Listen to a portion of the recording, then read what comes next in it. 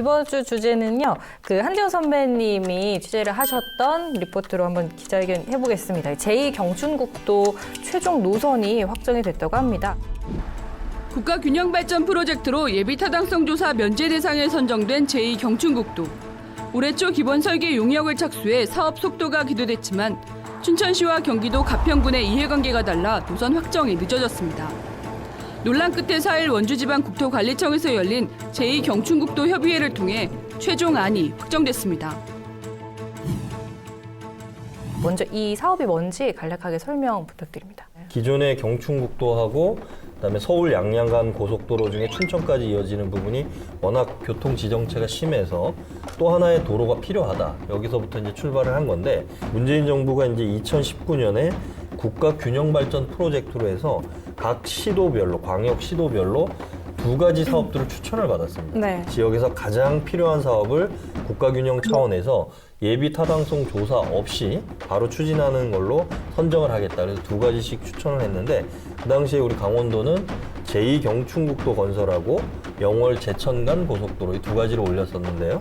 중앙정부에서는 제2경춘국도를 예비 타당성 조사 면제 대상으로 확정을 했고요. 네. 그 후에 또 영월 제천 고속도로는 그 이후에 또 이제 확정이 됐어요. 그래서 이 연결 지점이 남양주에서부터 춘천이고 사이에 경기도 남양주시, 경기도 가평군, 강원도 춘천시가 있는 거예요.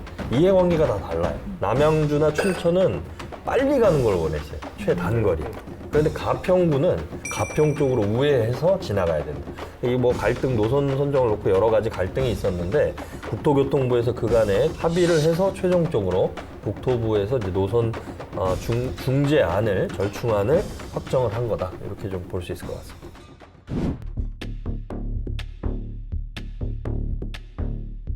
첫 번째 키워드는 바로 숫자 33.6입니다. 예. 이게 무엇을 의미하는 건가요? 제2경춘국도는 서울, 그러니까 경기도 남양주 금남분기점에서 춘천섬의 당림리까지 있는 제2경춘국도인데요. 네. 이 경춘국도 자동차 전용 도로입니다. 그 거리가 33.6km에 달하는 네. 거라서 지금 숫자가 33.6이 나온 것 같습니다.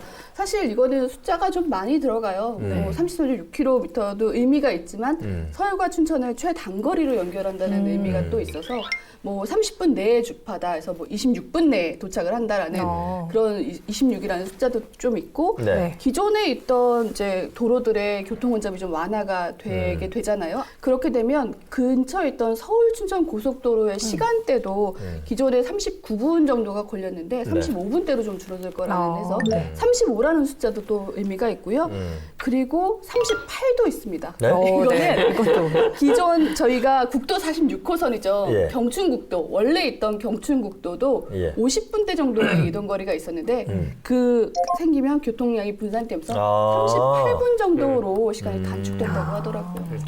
공사적인 입장에서 보면 예산 절감 효과가 또 있습니다. 네. 어떤 그 물리적으로 거리가 줄어들기 때문에 물론 안반이나 뭐 지형을 고려해야 되겠지만 어쨌든 뭐 깔리는 아스팔트 수는 가장 줄어들 것이고 예산 절감 효과가 있고요. 또 두 번째로 환경영향평가법에 의해서 환경영향평가를 받을 텐데 그것도 물리적으로 거리가 짧으면 영향평가를 받기에는 또 수월합니다. 어쨌든 거리가 넓은 것보다. 그리고 세 번째 의미가 이제 말씀하신 것처럼 이 33.6km가 되면 말씀하신 것처럼 20분대 뭐 주파가 가능하다. 대대적인 홍보를 해서 교통 분산 효과가 좀 있을 것이라 보여집니다.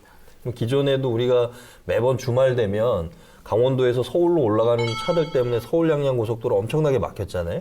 그리고 경춘국도도 마찬가지고 양방향이. 근데 이제 도로가 하나가 더 생기게 됨으로써 그런 이제 교통량들이 분산되고 결국은 교통량이 분산되면 시간이 단축되기 때문에 오가는 사람이 더 늘어날 가능성이 또 있는 거죠. 네. 이렇게 좀 기대를 해봐야 될 것 같습니다. 네, 그래서 지금 확정된 이 노선이 춘천 남이섬 북쪽 그리고 가평 자라섬 인근을 지나는 그 대안 노선으로 정해진 거잖아요. 네. 처음에 이제 가평이 내세웠던 것보다 남쪽이고 춘천 네. 안보다는 북쪽인 네. 상황인 거죠. 예. 그러니까 방금 말씀해주신 것처럼 뭐 최단 거리로 시간을 줄일 수 있는 그런 장점도 있는데 네. 또 이외에 뭐 기대하거나 뭐 이런 것들은 어떤 게 있을까요? 이번에 국토부가 이제 발표를 하면서 대대적으로 좀 홍보한 게 이거 숫자로 저도 얘기를 할게요. 네. 통행 시간이 0.1분. 0.1분이면 0.1분이면 어떻게 되나요? 6초가 되나요? 그렇죠. 예. 네.